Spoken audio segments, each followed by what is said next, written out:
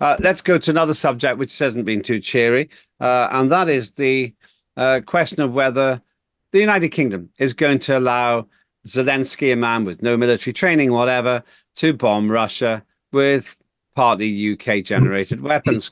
Joining me now is an expert of that part of the world and historian, Marcus Papadopoulos. Good to see you again, Marcus.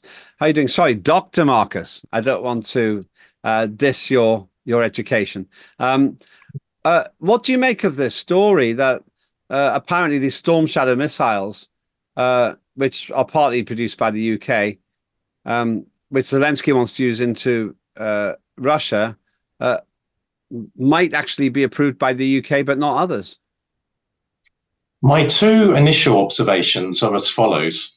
Firstly, for the Storm missiles to have a major bearing on the war in Ukraine, the Ukrainian army would have to be supplied with thousands of them and on a regular basis. Secondly, for almost the last 2 years, the Ukrainian army has been using NATO weaponry and firing it into Russia. So if Storm missiles were to be fired into Russia, this would not be anything new. Now, what I'm about to say runs contrary to what a lot of commentators have been saying in the last few days, and indeed the last couple of years. There will not be a World War III. Why? Because the elites of the elite in both America and Russia have been talking to each other every day, every week, every month, year on year, ever since the end of the Cuban Missile Crisis. What I call the elite of the elites encompasses the politics, the military, and the intelligence sectors of both America and Russia. These are people whom you will never see on television, and you will never even know their names. Since the end of the Cuban Missile Crisis, their task has been to ensure that America and Russia will never go to war with each other. Again, I am not talking about Biden, I'm not talking about Putin, I'm not talking about other members of their cabinets. I'm talking about people who work behind the scenes. As I said, they talk to each other on a daily basis regarding military affairs, regarding nuclear affairs. They have maintained peace between the two superpowers for many, many decades now. Regarding the British ruling elite and their useful puppets, their useful idiots, specifically Starmer and Lammy, well, the pair of them went to America last week and the Americans put them in their place. They said to them they will not consent to Storm missiles being fired into Russia. Now, the Americans, despite my loathing of American foreign policy, I do recognize and I am grateful that the elite of the elite in America do not want a war with Russia. And on numerous occasions in history, the Americans have had to put the British in their place. So, for example, Eisenhower put Eden in his place during the Suez Canal Crisis, and also Bill Clinton put Tony Blair in his place during NATO's bombing of Serbia, because Blair was pushing Clinton to launch a ground invasion of the Federal Republic of Yugoslavia. If Starmer thinks he can give the go-ahead for Storm missiles to be fired into Russia without American approval, then there could be a serious rupture in what is known as the special relationship. But again, people need to be absolutely clear. Starmer and Lammy are useful idiots. Their knowledge of international relations is exclusively confined to Wikipedia. It's the people at the heart of the British ruling elite who are pushing for this. But again, the Americans have to give their consent for Storm missiles to be fired into Russia. And so far, the Americans have told London the answer is no. That's really interesting. And I have to say, I find it reassuring. It's worth pointing out, incidentally, that 1,800 Storm missiles, which would still probably not make that much difference because most of them would be blown out of the sky before they land. 1,800 Storm missiles are worth the same amount as the winter fuel allowance, which they're about to steal off 10 million pensioners. Just putting it out there. You're also saying something quite interesting, which I have to say, my opinion, I accord with.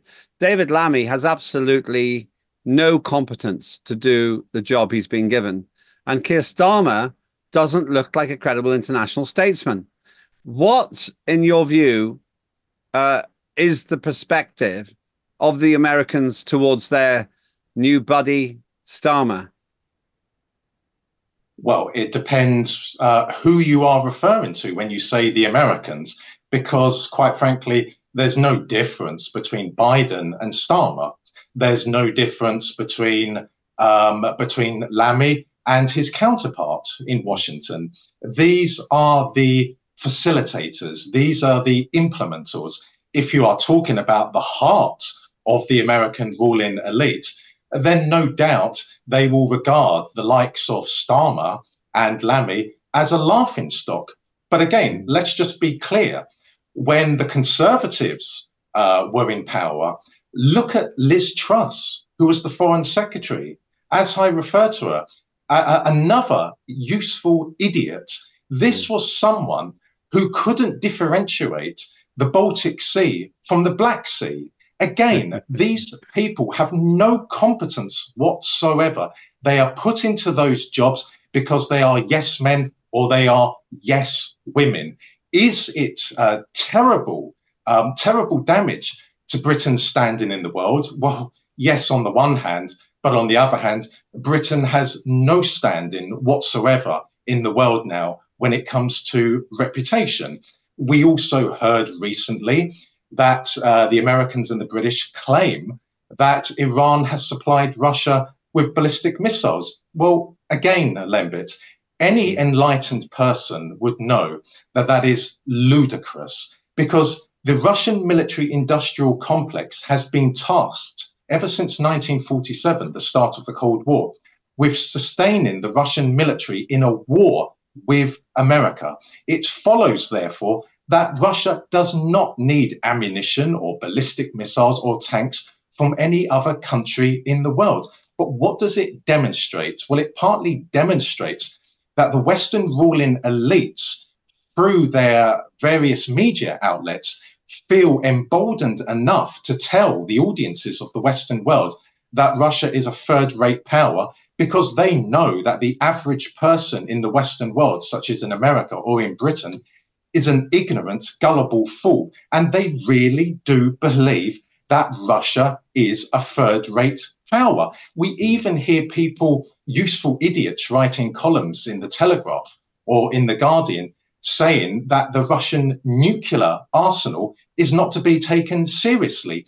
This really borders on insanity. Whether these people writing it believe it or not, I do not know. Of course, they are paid to write this, but the average British person, Lembit, in the 1960s or the 1970s would never, ever have entertained the claim that the Russian nuclear arsenal is not to be taken seriously. Thank you for that. And let's hope there are some in America who do realize the gravity with which it should be taken. It's worth remembering Russia was first into space with a satellite of 1957. Russia was first in space with a human, 1961. And Russia was first into space with multi-astronaut capsules, as far as I recall. So we ignore their capabilities at our peril and to our foolishness. One other thing, though, Marcus, Mingling a Ding Dong says, not even useful, just useless idiots. I think that's perhaps even better. Thank you so much, Marcus. We'll get you back pretty soon. And have to say, I want to find reassurance in what you said. It's reassuring to think that there are some hands that rock the cradle, because frankly, David Lammy politically should be in a pram.